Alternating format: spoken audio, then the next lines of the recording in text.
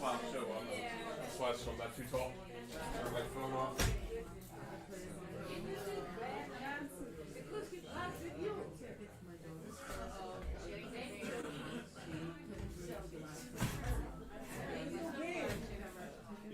You're so huge.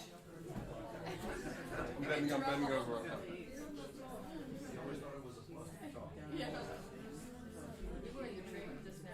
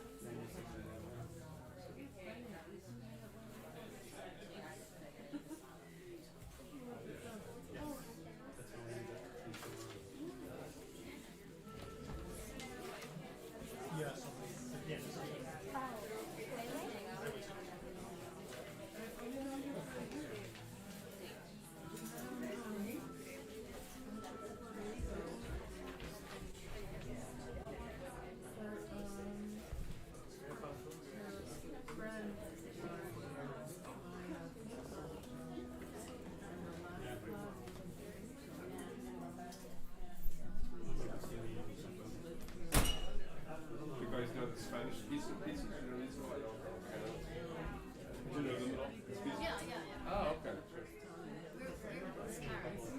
Oh, no, I was just wondering Hernandez, like he's composers. Oh, okay. I can try to think of, okay. What style would you say? Like, it's tops.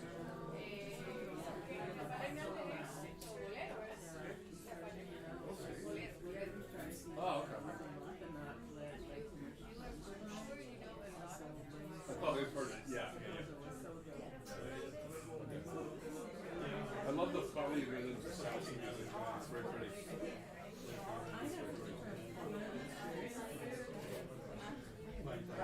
And I wish I knew how to do the tango, like Argentine tango. I wish I knew that.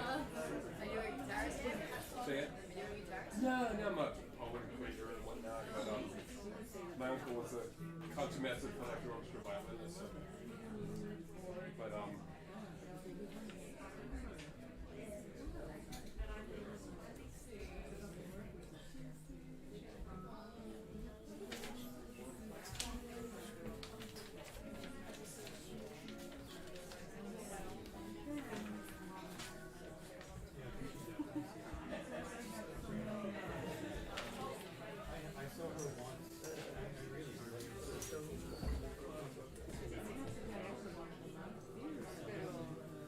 where are you guys from originally? Oh, okay. I was going to say, it's curious, like concert halls, what size, like in Puerto Rico, if you're going to a concert hall, what size would it be typically? I didn't think, okay.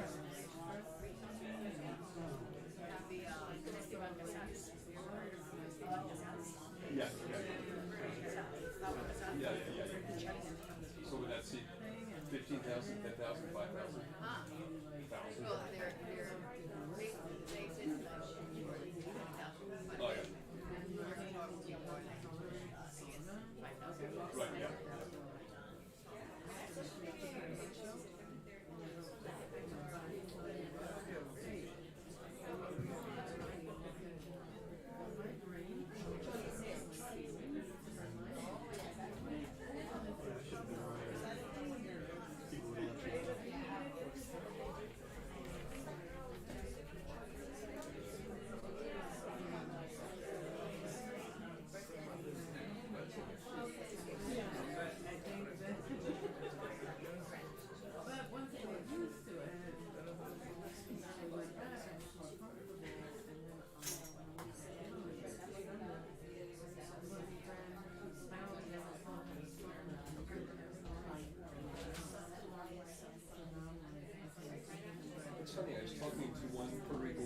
back and forth.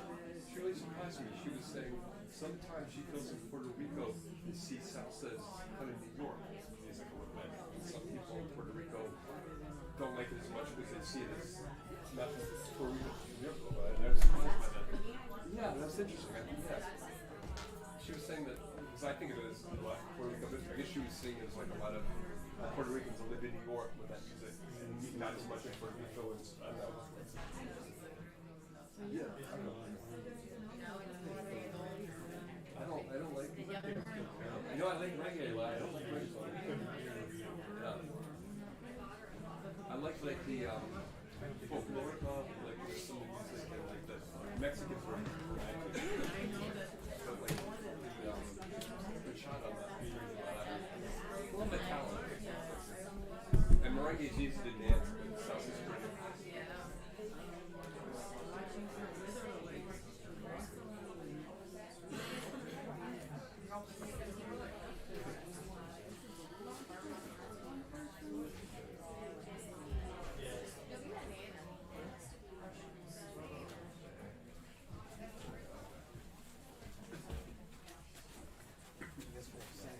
Good evening, everyone. My name is Mark Peliquin. I'm a resident teaching artist at the school and curator of our wonderful series. And Erica Atkins. I'm Erica Atkins, the executive director of Bloomingdale. So we are doing a co-introduction tonight. We're really excited and pleased to have two of our great faculty members performing tonight in a unique combination of guitar and piano and some really interesting repertoire. I know it's going to be really special. And while I remember, please turn off your phone so we don't interrupt Jose and Weiwei in their program. And I think we're going to talk a little bit about our upcoming event, our Performathon, annual fundraising event. Yeah. So I also just wanted to share with everybody, next Saturday is our Performathon event, which many of you may know. It's a really fun day that we have here at Bloomingdale. That's back-to-back student concerts. We're going to be having lunch, activities, ice cream. I'm coming for the students, but I'm also coming for the ice cream, if I'm being fully transparent, right? And it's just a really great day for our community and a lot of our students who have been working so hard all throughout the year on their performance techniques to really have the opportunity to shine. There are many different ways you can support. You can support by being here. You can support by making a donation. One of the things we actually suggest is going to the page. The students are the ones who are fundraising. So go and find a student performance that you really love and donate $5, $10, $25. All of the money goes to our scholarship, and it's one of the ways that we create this really diverse, amazing community that we have here at Bloomingdale. It's through the financial aid that we give out to our students. This year we're projected to give almost $300,000 in financial aid, and it's because of the support of people like you. So if you're able to make a donation or come, we'd really love to see you. And last, there will be reception. Yes, there is a reception after the performance. So don't immediately run out the door. Please come upstairs and join us and get to hang out with the artist afterwards. Great. Thank you.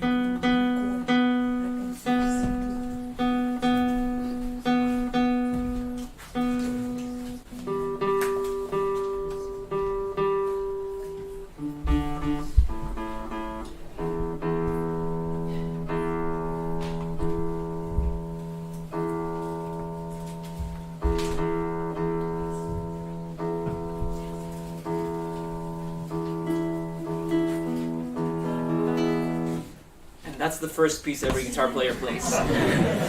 So thank you so much for being here tonight. We're very excited to play some music for our lovely audience. The first piece we're going to play is an arrangement I made for guitar and piano trio sonata that's originally played in Oregon or in different ensembles. In this case, we're doing a guitar and piano reivindication of it. So it's in C major. The first movement is very active, very happy. The second movement is very much like an aria, almost like a Baroque aria. But it's really cool that you get to appreciate Bach's like really dominance of the counterpoint and the imitation between the guitar and the piano. And the last movement is in the form of a fugue, so there's a lot of imitation as well.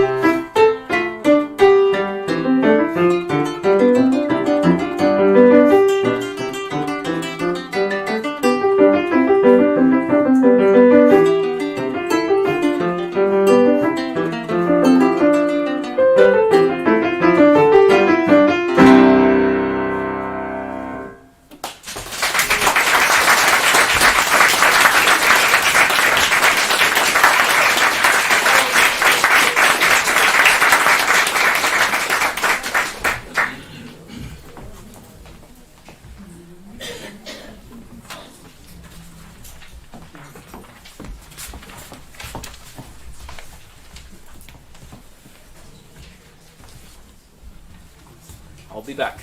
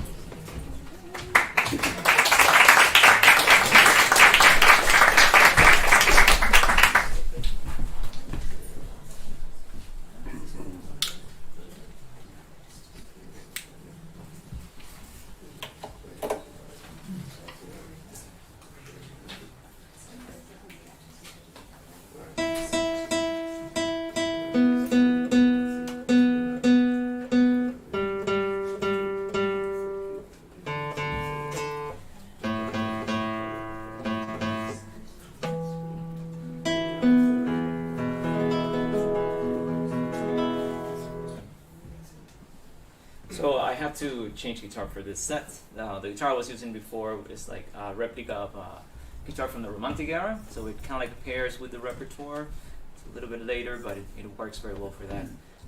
So the next set I'm going to play is 3 songs by different composers, but from now, for this part of the concert, it's all like the Puerto Rican music, right? Huepa. So I'm using this guitar, just it sounds great, but it's also made in Canovanas, Puerto Rico, so I think it matches the spirit of what we're going for here. The first 2 songs I'm going to play are by Rafael Hernandez, which is a very important and very famous composer from Puerto Rico. He wrote many songs, some classical music. He played jazz, or participated at the beginning of jazz. He wrote many boleros. So he's a very prolific composer, a very important composer from Puerto Rico. I like these 2 songs because they are kind of like related. They both, in the lyrics, they talk about flowers. So Perfume de Gardenia, it's about the smell of this flower, right? The very pleasant smell of this flower. And the other one is called Silencio, which talks about different things, but in the main chorus that is like more famous, it's about being quiet around the flowers so they don't realize how sad the singer is. So you don't want to like wake them up, the flowers. So I'll start with those 2.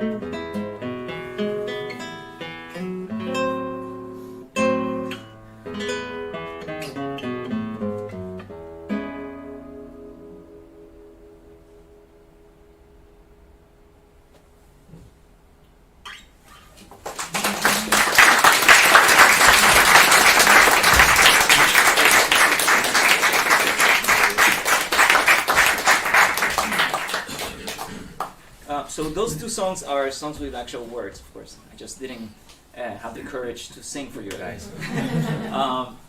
But this one is actually a piece that's called Canción, which means song, written by a Puerto Rican guitarist and composer, Juan Roche. And it is in that tradition of a song, but it doesn't really have any words. So it's like a song without words, right?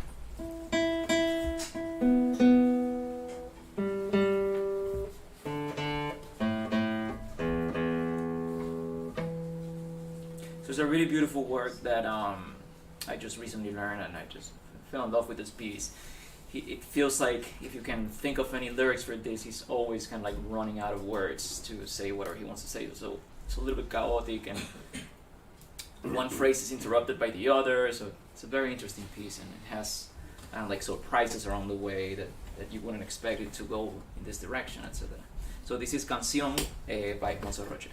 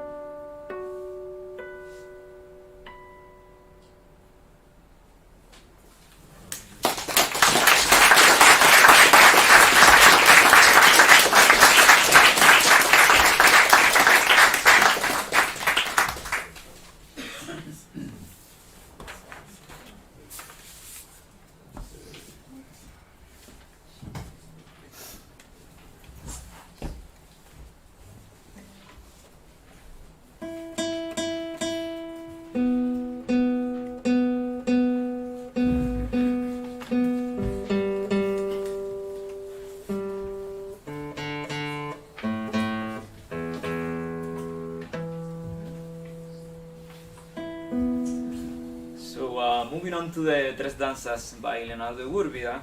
Leonardo Urbida was a composer and guitar player from Puerto Rico. He founded the guitar department in the Conservatorio de Música de Puerto Rico. He taught my teacher. He taught many teachers, so he's like the teacher of the teachers.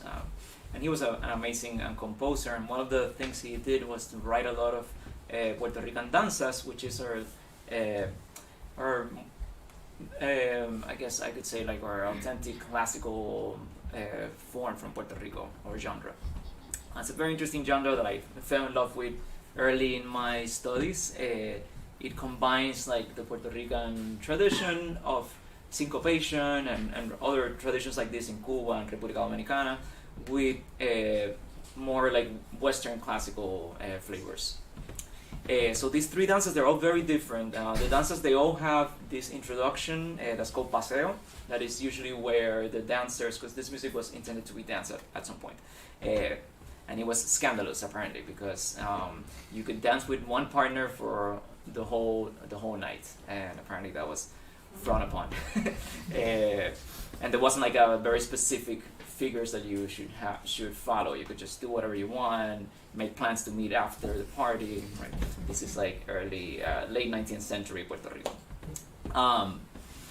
So that's one way of playing danza. The way I'm playing it is another tradition that is more like for the concert stage, where you can take a lot of freedom with the rhythm and the tempos as you play through it.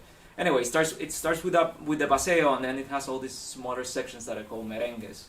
And every merengue can have a very distinct characteristic from the one before. It could be something completely new, a different key, a different tempo, or they could have some relation, more or less. I'll say a few words as I go through all three of them. The first one, Homenaje a Morel, is an homage to Morel Campos, which is one of the most important composers of this style of music. So when I play it, for me, kind of like deals a lot with like nostalgia of being in the diaspora. He wrote this piece when he was living in Spain, so he was thinking, I guess, of Puerto Rico and the danza. So it has a little bit of a melancholic taste to it. So this is Homenaje a Morel.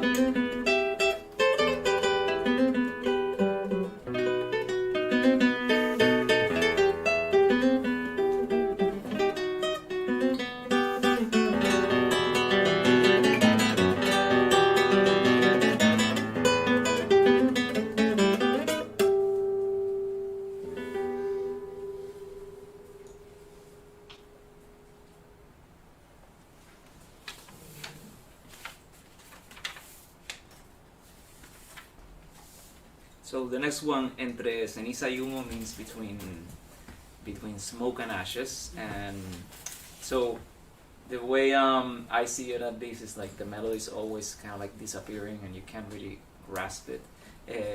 But it also has to do with Egurbida, the composer. He was quite a character, like a very distinguished gentleman, and he had like this very interesting pipe that he would just go out and smoke and think. You know, in the patio of the conservatory, you would see him with his pipe and just like he's a very interesting guy. So it has to do with that too, with his passion for that kind of lifestyle.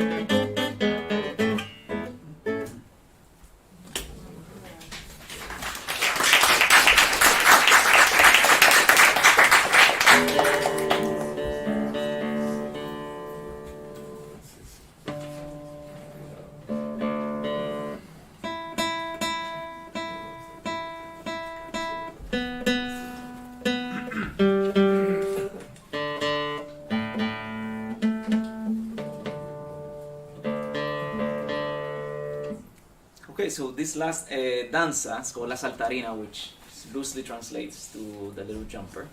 And Egurbida wrote this to his daughter, and that's all the note that he left in the music. But I kind of like made up my own story of this piece, which is Egurbida trying to get his daughter to go to sleep. And this piece has a drop D, so my last string is a lower D. So I feel that is kind of like the sleep coming to the little girl. And you know, the idea is like, or what I'm assigning you to do is see who won the battle. Like, did he made it, right? And I feel like at the beginning she's very awake, and every time we move to a new section, she's kind of like okay with this idea of maybe we're gonna go to sleep.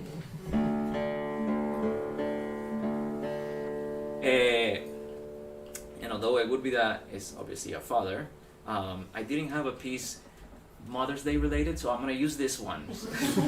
So sorry to all the dads. So obviously I want to dedicate this piece to all the mothers out there, especially my mom, which is here, and my mother-in-law, who is also here, and my sister-in-law, who's also a mother, and anybody else who is a mother. Obviously, all the moms that. The moms of all my students that put up with me, and I make their kids practice, and so.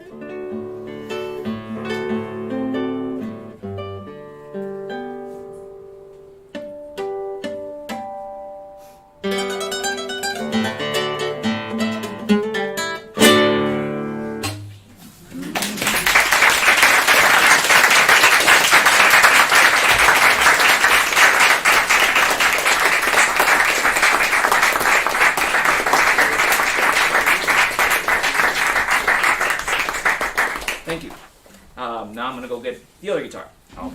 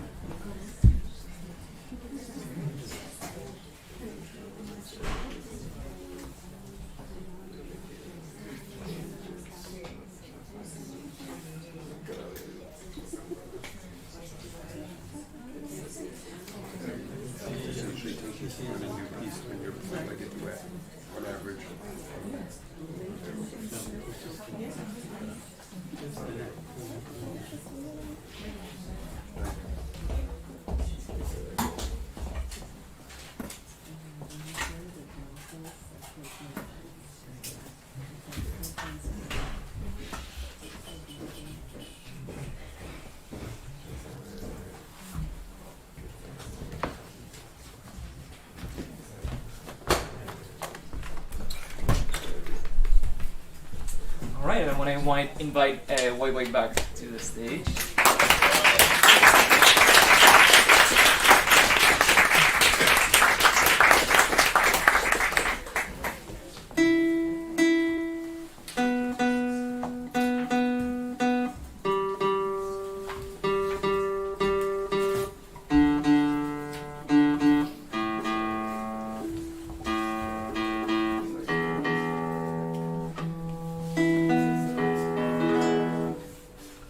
So it's very interesting to work with a pianist because, as you know, guitar players, we suffer of maybe having like a quiet instrument. So it's like a battle of sounds. I found that this guitar works very well, combines with the piano. But every time we rehearse and Weiwei comes in, she warms up like playing the scales, and I feel like,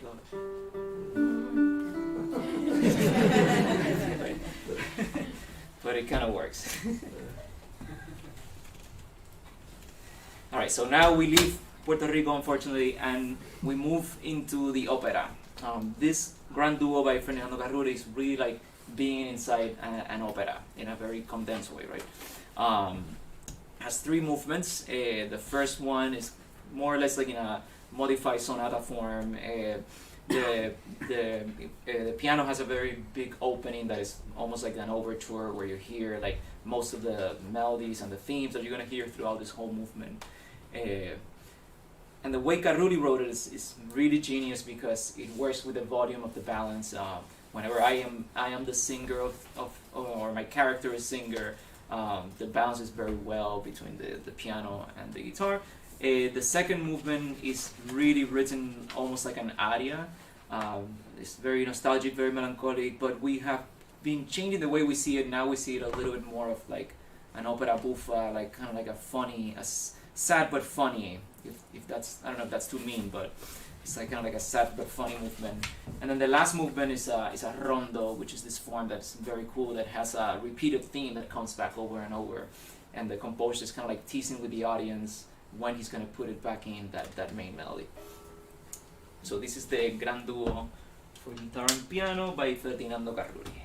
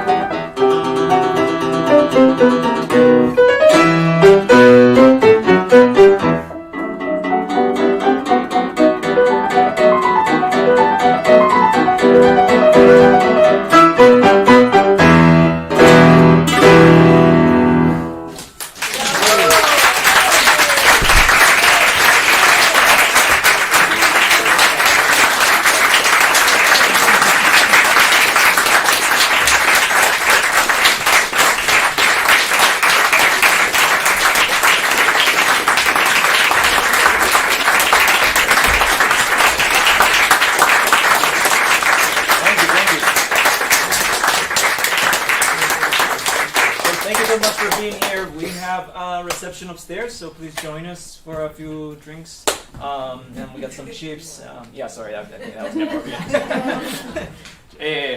So join us upstairs. It's just one for up. Thank you so much for being here.